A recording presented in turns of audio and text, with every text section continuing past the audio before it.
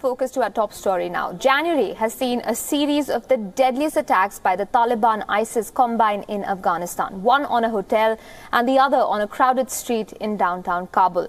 More than 130 persons, including 4 Americans and 10 other foreigners, have been killed, hundreds seriously injured. Is Afghanistan on the verge of yet another war with many sides and no victors? WION senior foreign editor Padma Rao reports. There is an unprecedented build-up in the wintry skies of the Afghan capital, Kabul. It's just 1,000 flight kilometers northwest from New Delhi. There are war clouds, grey and rumbling louder than in decades. Afghanistan is on the verge of a deadly relapse and a return to chaos and multilateral war. And this time it will be one that will pressure regional players India and Pakistan. One as an adversary and the other as an ally of the United States of America under President Donald Trump. The Afghan Taliban and the Islamic State control 40% of Afghanistan. Kabul's weak and corruption-charged government controls only about 60%. But the Islamist Taliban strangleholds have been growing in direct proportion to the decrease in Afghan President Ashraf Ghani's popularity. And joining hands with the Taliban has been none other than the Middle East's Islamic State.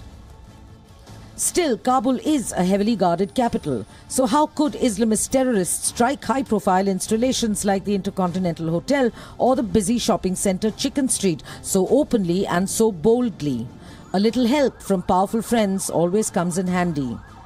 And if such friends manufacture explosives of the kind that were found after the attack on the hotel, all the better. Pakistan has for long been stoking a proxy war in Afghanistan. Consequently, and even though the Afghan Taliban and the Islamic State claimed credit for the recent attacks, an Afghan government spokesman blamed them on the quote-unquote Pakistan-based Haqqani terrorist network. The United States too laid the blame squarely at Pakistan's door. We call on Pakistan to prevent the Taliban from using its soil, unquote. This was White House spokesperson Sarah Sanders. Stuck in the quagmire that is Afghanistan, the US has for long tried to pressure India to step in with more than mere logistical support to Afghan security forces. This is chiefly to enable the American boys and girls to depart. But wisely, New Delhi has said no to putting its own boots on Afghan ground. That the United States and its allies will retaliate is certain. But this time, the US will, in all likelihood, train its viewfinders both on the Pakistan-based Haqqani network and also just past its shoulders upon Pakistan itself. There will be an expected knee-jerk reaction from Islamabad on its other borders to India. That's Islamabad's tried and tested tactic of trying to divert world attention from the filth in its own backyard. But New Delhi is not worried. For this time, there is an unpredictably predictable president in the White House, and he has already indicated that as far as Pakistan's true colours are concerned, he means business. Padma Rao, WION. Now, call it ingenuity or twisted genius. Terror groups in Afghanistan have used different vehicles when it comes to suicide bombings in civilian areas. Now, the idea is that the explosives packed in a vehicle should blend with other vehicles on the street and get as close as possible to the intended target without drawing the attention of police and other security agencies.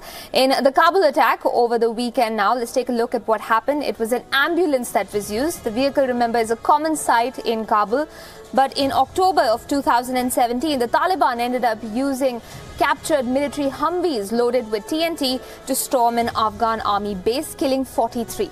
In August 2017, the Taliban once again used a pickup truck for a suicide attack on a NATO convoy near Kandahar.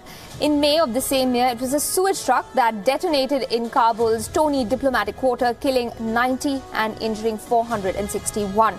The Haqqani network was blamed for that attack. Now, these attacks have underscored the point that cities and towns have been especially targeted as the Taliban gains strength in the countryside. A look now at this map tells you how wide the Taliban spread is, really speaking. The map's coming up, as you can see, across a large chunk of southern Afghanistan in the opium-growing provinces of Kandahar, Helmand and Nimroz. It is the Taliban that controls vast sections of the countryside. They're also dominant in parts of adjoining Faryab province. In fact, they are uncontested in at least 2 western provinces of Faryab as well as Baghdis. and they also hold pockets in other provinces in the east as well as the north. Let's take a look now at the Taliban's hold in rural areas of the country. According to an assessment of the respected Long War Journal, the Taliban controls 41 districts in these areas. Also, it's contesting government control in 117 other districts. The Taliban's control over rural areas is a strategic advantage. It's quite clear that the Afghan government and the US cannot push the Taliban back without looking at the countryside. So the facts are in front of you. We've taken a look at those maps. Let's talk to our guests now to figure out what's going on in Afghanistan. Joining me this evening is Shahida Mohammad Abdali, the Afghan ambassador to India from New Delhi. G. Pathar Sati, former Indian diplomat, joining us once again from New Delhi. Michael Kugelman of the Asia program joins us from Washington, D.C. And noted journalist Rahimullah Yousafzai is joining us from Peshawar. Good evening, gentlemen. Thank you all for being with us here on the broadcast. Ambassador Abdali, can I ask you first, though, what exactly was the messaging behind these last couple of attacks, especially in Kabul? Well, this is very tragic that we've been facing wave of terrorist attacks in the last few days in Afghanistan. But certainly the terrorists will do everything they can to cause casualties as they do. But we have to question as to why suddenly the spike in activities and terrorist activities in Afghanistan. And I believe the global call to end the use of terrorism is responded by rather, a more intensified use of terrorism against the common people, against the innocent Afghans, and the international community. As you have seen in the last few days, it is not only the Afghans who are dying. Yes, we do lose many Afghans, but at the same time, if you look at the incidents in the last few days, there was an attack on the Save the Children in Jalalabad, which is an NGO belonged to the US, and then we also lost many Ukrainians and other nationals, including the US, in the Kabul International Continental Hotel. So this is an attack on the international community, not only on the Afghans. So therefore, it is high time that we all together as a global community unite and respond unitedly against the terrorism that is being used against us. Fair enough, Ambassador. Stay with me a while longer. Michael Kugelman, some are calling this the outcome of the bad blood, at least of late, between Washington and Islamabad. What do you say to that contention? Well, I think that whenever you have these major, large-scale Taliban attacks in urban spaces in Afghanistan, you think about the sanctuaries in Pakistan, which, of course, are still very much there. But I think the bigger issue here is that we need to consider the timing of these attacks in the context of U.S. efforts to ramp up its fight against the Taliban on the battlefield. I mean, the Trump administration's Afghanistan strategy revolves around applying more pressure on the Taliban on the battlefield in the hopes of eventually getting it to agree to talks. And I think that the Taliban, in staging these recent attacks, these recent horrific mass casualty attacks in urban spaces, is trying to demonstrate the fact that, even if the U.S. plans to come down hard on it, it still is very strong and retains the ability to inflict tremendous amounts of damage in high population areas, including Kabul.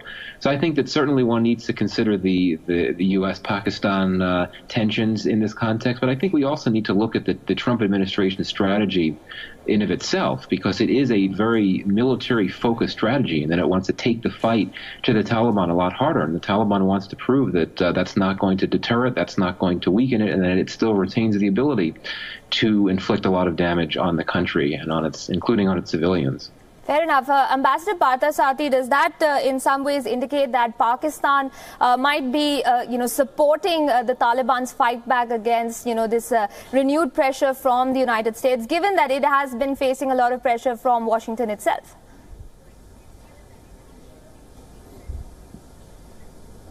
Look, right now the pressure from Washington, as Mr. Krugman says, is largely military.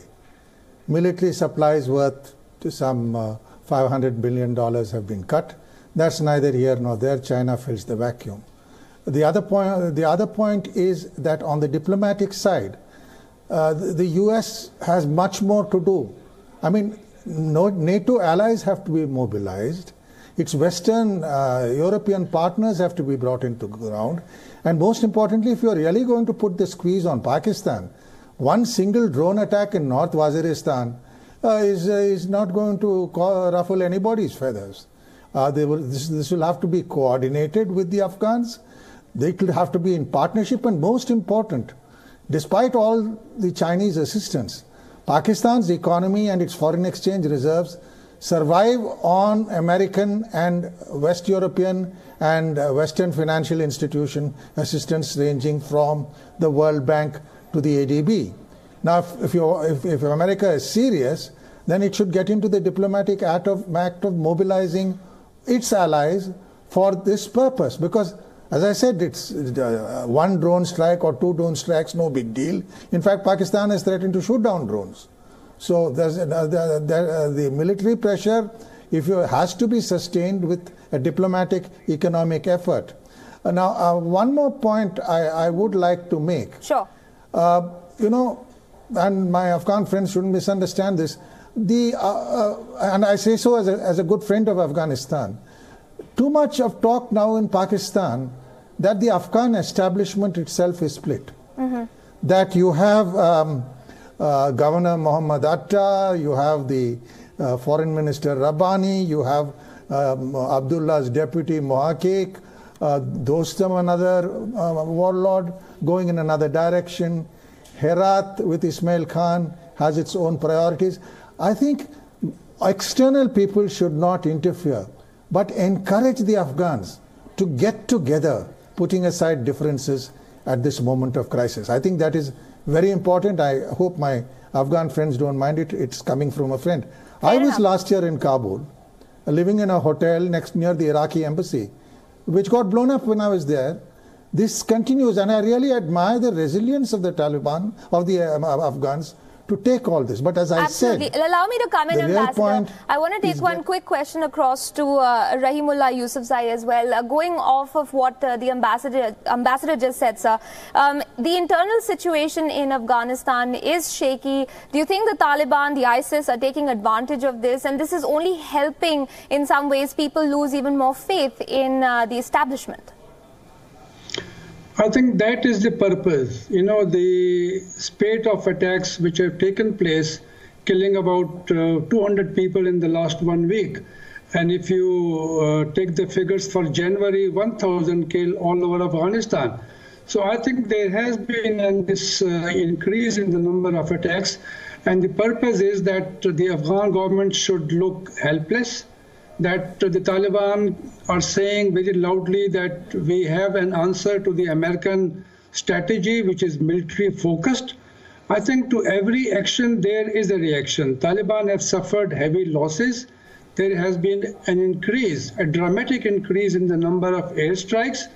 And, they are responding. They are trying to tell the Americans that we won't abandon the battlefield. I think that is the real issue right now. Whether there is going to be more fighting or whether there will be some political process which will be initiated. Right now, all the focus is on fighting by both sides, by all sides. And that is actually taking a heavy toll of Afghan people, Afghan civilians. The latest attack was terrible because so many civilians were killed, so many women and children were killed. Absolutely. So I think that has to stop. It definitely has to stop, and as you're saying, that might be the prime agenda over here. Ambassador Abdali, to you next. Are we witnessing a change in strategy to that end in that case? Because the Taliban seems like it's focusing more and more, not just the Taliban, the ISIS as well, more and more on civilian targets this time around. Well, I think this is especially after the global call, in particular the U.S. new strategy for South Asia and Afghanistan, which calls clearly on those who use terrorism and those who give sanctuaries to terrorists in the soil and use against Afghanistan and others in this region. And this is a reaction, I believe, which means they are now ready to give up on the use of terrorism. Therefore, we hope that the world community will not give up on a clear message and decisive action against the state sponsor of terrorism, which clearly exists in our part of the world, in our neighborhood. And it is not only the Afghans who have suffered because of this, and the whole world community. Therefore, the U.S. South Asia policy needs to be reinforced by action, and we should not be limited to giving statements whenever we see an attack on the innocent people. Therefore, it's high time that the international community, regional countries unite against the use of terrorism that is so clearly there against our people. All right, you mentioned the neighborhood. I'll request my guests to stay with me a while longer. Speaking of the neighborhood, let's talk a little bit about Pakistan, the country that India has blamed for giving support and sanctuary to these terrorist organizations. Pakistani reports say that there is anger and resentment in the army over Trump's blandishments. The anger resonates all over the country and assures the establishment of public support. But cutting that tie with the United States will not be easy. The Pakistani political and bureaucratic elite have benefited from the U.S. connection. The Pakistani army has benefited from U.S. military aid and training for more than 50 years. The United States is Pakistan's largest trading partner and export market for its textile. Pakistan needs U.S. support to get cheap loans from international financial institutions.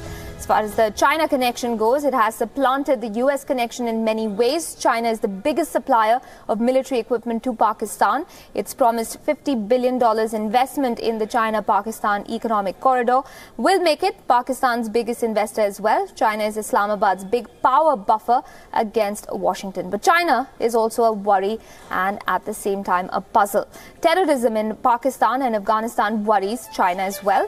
Terrorists could infiltrate into China's Muslim-majority Xinjiang province, which of course is inhabited by the Uyghur Muslims. China signed the BRICS declaration last September condemning the Haqqani network among other terror groups. Privately, China has told Pakistan to clean up its support of terror groups. The reports say Pakistan doesn't want to be pitted against the US in Afghanistan. The prospect of a US-India-Afghanistan nexus is worrisome, but the reports also say the Pakistani establishment has shown little ability to control or influence the Taliban or the Haqqani network. Pakistan has not been able to get Taliban commanders into peace talks. This may flow from the fact that the Taliban now control so much of the Afghan countryside and are able to bomb targets in Kabul at will. They have no incentive to talk. This contradicts earlier reports where terror groups are counted as serving Pakistan's national interests. The weekend blast in Kabul and the attack on the Fahim military academy could well be a Pakistan response to pressures by America. So that's really speaking what the issue is at hand when it comes to Pakistan. We'll talk a little bit further about India as well in a bit, but let me go across to Michael Kugelman on that note. Michael, you know, the United States has already put Pakistan on notice. It has suspended military aid as well. And after these attacks in Kabul, the US has stepped up that rhetoric on Pakistan. Do you expect any sort of immediate US retaliation to that effect? Well, I'm not sure about immediate retaliation, but I think the fact that, as I recall, several U.S. citizens were killed in the attack on the Intercontinental Hotel some days ago suggests to me that the U.S. may accelerate its willingness to think about expanding the pressure tactic, so to speak, beyond an aid freeze. And I think we can all agree that, you know, an aid freeze in itself is not going to lead Pakistan to change its behavior. The U.S. has frozen aid to Pakistan before, and Pakistan did not change its calculus about how it deals with these groups on its soil. I think that, you know, there certainly is the possibility that the U.S. could do additional things, such as perhaps slapping sanctions on individual members of the Pakistani military that the U.S. believes to have ties to terrorism, something like that. But I think that, you know, there is a constraint here. There is a conundrum for U.S. policy in that it really wants to increase the pressure tactics on Pakistan, and I imagine it will. But at the same time, you know, there are certain risks for the United States. The Pakistan does not have many tools of leverage that it can use, but it does have one in particular that it can wield, and that is its ability to close down these supply lines on its soil that the U.S. forces use to access Afghanistan. Given how difficult the U.S. war effort is in Afghanistan right now, if Pakistan were to shut down those supply routes, that would really be quite devastating for U.S. warfighting efforts in Afghanistan. It would need to look at the alternate route in Central Asia, which could be used. It was used some years ago when Pakistan shut down its supply routes that time, but it would be very difficult. So I think that the U.S. will want to go further, but I think that it may not tighten the screws to the maximum effect. I think it probably will not go so far as, for example, to designate Pakistan as a state sponsor of terrorism. That would be the nuclear effect, but I think it's also an unlikely effect. I think what we would need to look to in the coming weeks would be something a bit further down the scale, so to speak, such as putting sanctions on some members of the Pakistani military or something along those lines. But again, we really don't know. I think the U.S. policymakers are even now trying to figure out what the best way forward is. I do think that they will take additional steps. All right. And of course, the U.S. has repeatedly called out the Haqqani network. And that's interesting. Mr. Yousafzai, if I can ask you this. The Taliban has claimed credit for some attacks. ISIS has claimed credit for some others. The Afghan government, though, has blamed the Haqqani network for Saturday's ambulance suicide attack. Who do you think is behind these attacks? And is the possibility of a combine between the ISIS and Taliban, a possibility when it comes to the situation in Afghanistan? No, I don't think there is any collusion between the ISIS and the Taliban. They actually are dead against each other. They have been fighting against each other. Taliban actually have lost some of their members to the ISIS. So there is no love lost between the two. I don't think there is any collaboration. But, who would be responsible? It's very obvious. Taliban have claimed responsibility for 2 attacks in Kabul. The ISIS has claimed responsibility for 1 in Kabul and 1 in Jalalabad. Now, who among Taliban, which faction, who has done this? The Afghan government, as usual, is blaming the Haqqani network. But that they have been doing since long. But the Haqqanis, they are part of the Taliban movement now. And their leader, Sirajuddin Haqqani, is the deputy leader of the Afghan Taliban group. So I think, even if the Haqqanis are involved, it is not only the Haqqanis, it is actually a collective, a joint operation, which is carried out by different people with different resources. That is how it takes place. It's not one faction, one group. This is mostly, even in Pakistan, when the TTP is carrying out attacks, it's not only TTP, it's also Jamaatul Ahrar, it is also ISIS. So these could be joint operations by different Taliban factions. But the objective is always the same. Yes, they have the same objective. They actually, even if they have differences, Taliban factions, they become united when they are, fighting the US or the Afghan forces. That has been their strategy. All right. Ambassador Abdali, the United States has promised decisive action. What exactly do you think is supposed to be the action on the ground? What are you hopeful of?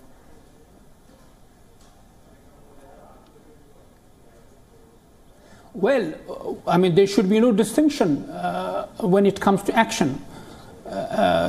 If we know of the sanctuaries, if we know of the place where terrorism is being nurtured, then we should simply go against that place. Therefore, whoever it is, and I think by now it is so clear, the place where terrorism is being nurtured, the place where terrorism is tolerated and used against Afghans and international partners in Afghanistan and elsewhere in the world, in the region. Therefore, I think it is really time. Otherwise, the whole resolve that we speak of globally will be at risk of failure. And at the same time, the credibility of this war against terrorism will be at risk. If you don't see clear action against this menace, which hits at everyone without any distinction. Fair enough. Ambassador Parthasarathy, please be patient with me. I've got a question specifically for you. It is about India's role in all of this because for our viewers, India doesn't have boots on the ground in Afghanistan. What it does have is a reservoir of goodwill. India's development assistance has helped to transform lives of ordinary Afghans. Small and large infrastructure projects such as the 218-kilometer-long Zaranj-Delaram road helps movement of goods and services from Afghanistan to the Iranian border.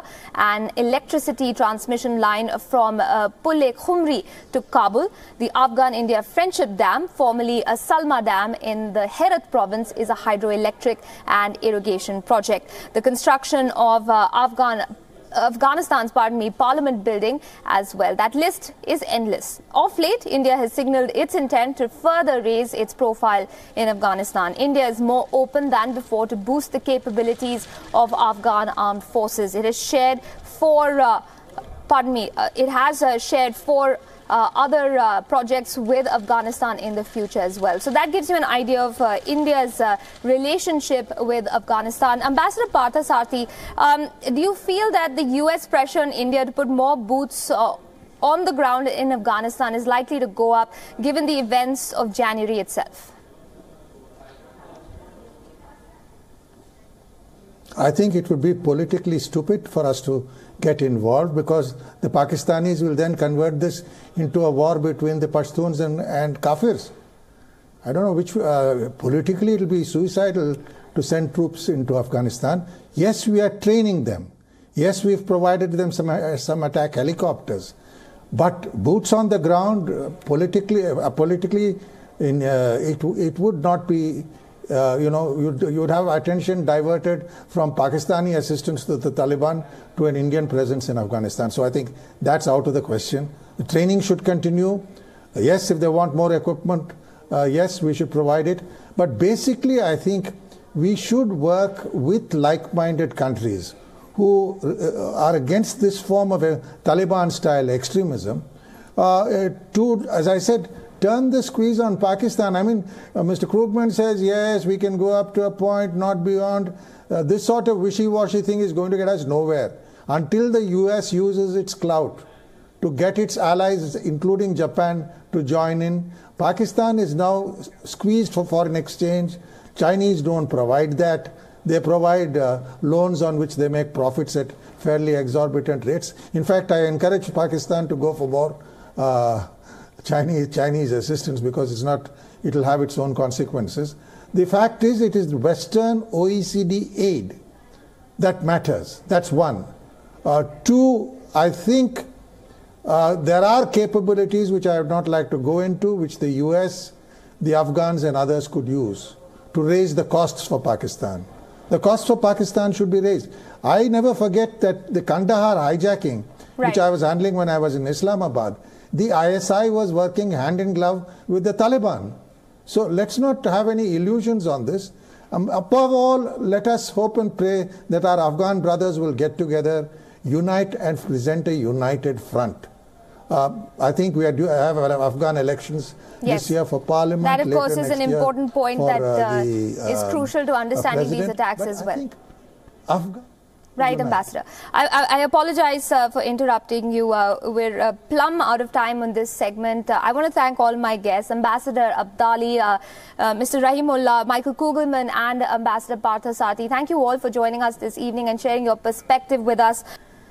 In other news, the Economic Survey 2017-18 says that the Indian economy is in good shape and will get even better as the global economy rebounds with manufacturing and agriculture. But does it mean more jobs for Indians? Does it mean improved living standards? Sumit Chaturvedi finds out in this report.